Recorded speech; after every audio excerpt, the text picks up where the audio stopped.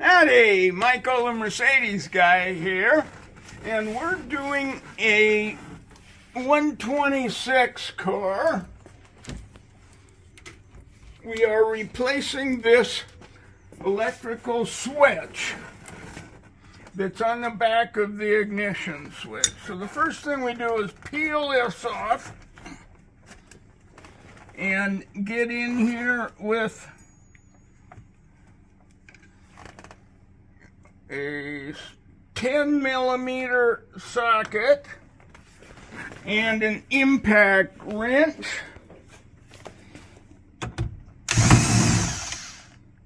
And take this bolt out. Now, if you don't have an impact wrench, then you can use a breaker bar, and you're going to find sometimes these are really tight. So the breaker bar on the bolt, a piece of pipe on the breaker bar, and then you'll need a way to hold the steering wheel from turning. Do not do this with the key in the locked position. You want the steering wheel to be free. If you try to bust this loose with it in the locked position, you'll break your steering lock. So what you do is you stick a piece of pipe through here,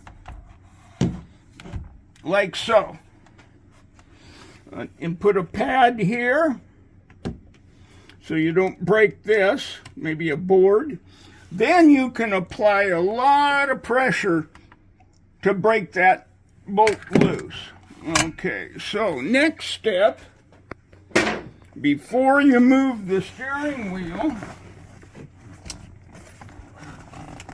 is to use a scribe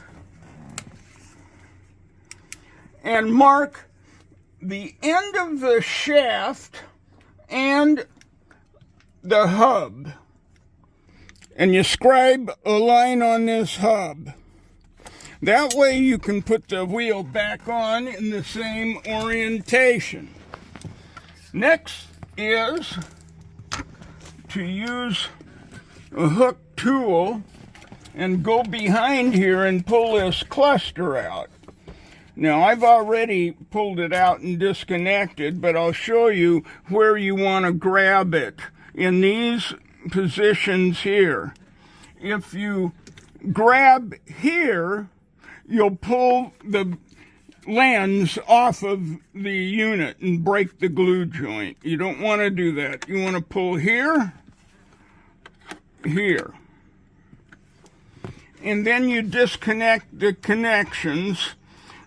This one has an electric speedometer. Sometimes there'll be a cable and you'll have to undo the nut. But anyway, undo these connections. Okay. Then you go in here with a 10 millimeter socket onto the bolt that holds the assembly in a tube. And your best bet is to use a flashlight and a mirror so you can spot that bolt. You don't have to take the bolt out. Just unscrew it about 3 or 4 turns. Then the next step is to pull this assembly off. So to do that, we remove these screws. I already got that one loose. This one's ready to come out. And the one right down here. Next step is to remove these screws. There's 3 of them. And there's a lock screw over here that you turn a 1/4 turn and pull out so that you can remove this panel. There's also a screw right here that comes loose. You don't have to get it out of the upholstery. Okay. Now do note, we're doing this on an early car, which does not have an airbag in the steering wheel. This is a 1982. The process for doing one with an airbag is different. So we have this panel off, and then if you look up, and use your hand, right down in here, you'll feel a cable. That goes from this assembly. And that cable needs to be pulled off of its connector.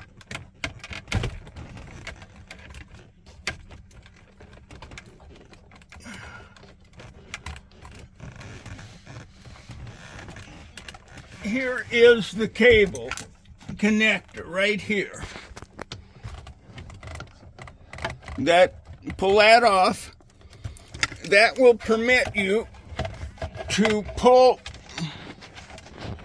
this assembly out. Next, you reach in with the hook and pull this rubber collar this direction on that side of it.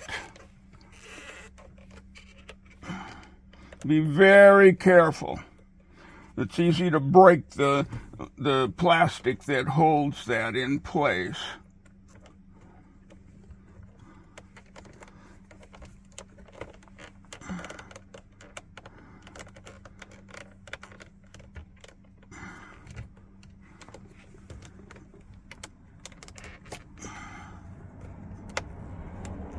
There we go. Then there is a pin right here. I've got my little hook tool on the end of it. That's a lock pin that locks this housing in the column. It's a theft preventive device. You turn your key, and then that pin will depress. Then you remove the key,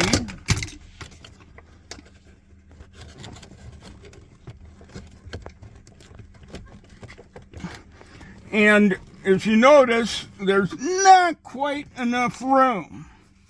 So there are two 13mm headed bolts right here that hold the column.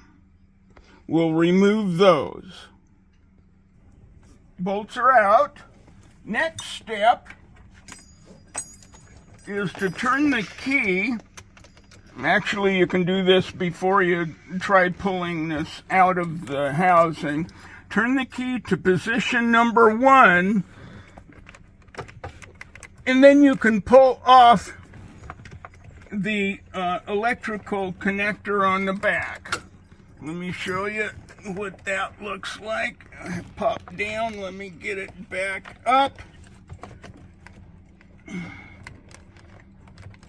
That connector right there. Now,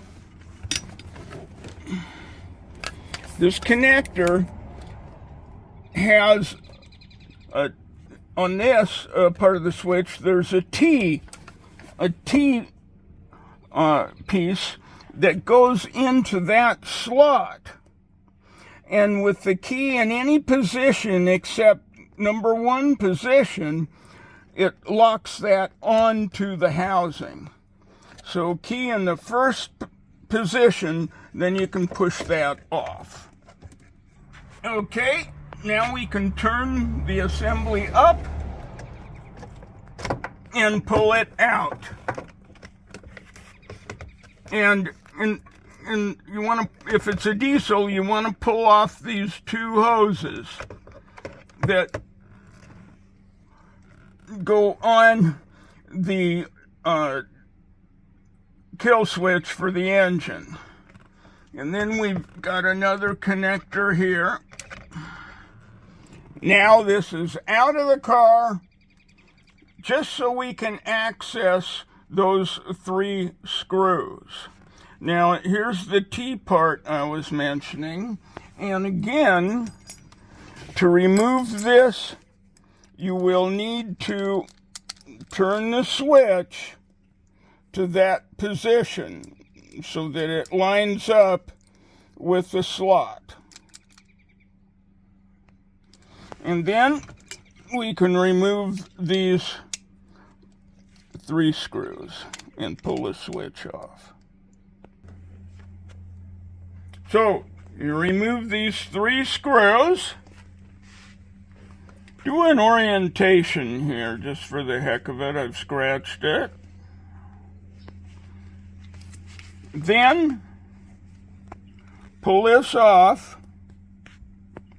and you note where that slot is to be the same on both sides. So we need to turn this switch with the screwdriver.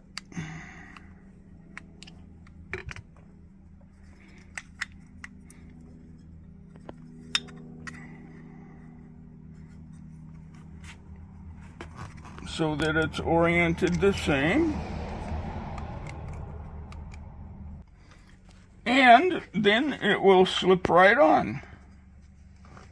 And reassemble. And pretty much the assembly is the reverse of disassembly. One thing, it's a little tricky getting this sucker in there. So when you slide it in, you'll need to depress this pin, which will only depress with the key turned. So you'll have to get a tool up in here, flat screwdriver.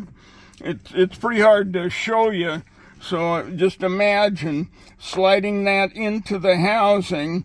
The pin is going to stop it going in, so you take a screwdriver and get right up in there and depress the pin so it will slide in. And the proper position for this in this collar is positioned so the pin pops out of this hole right here.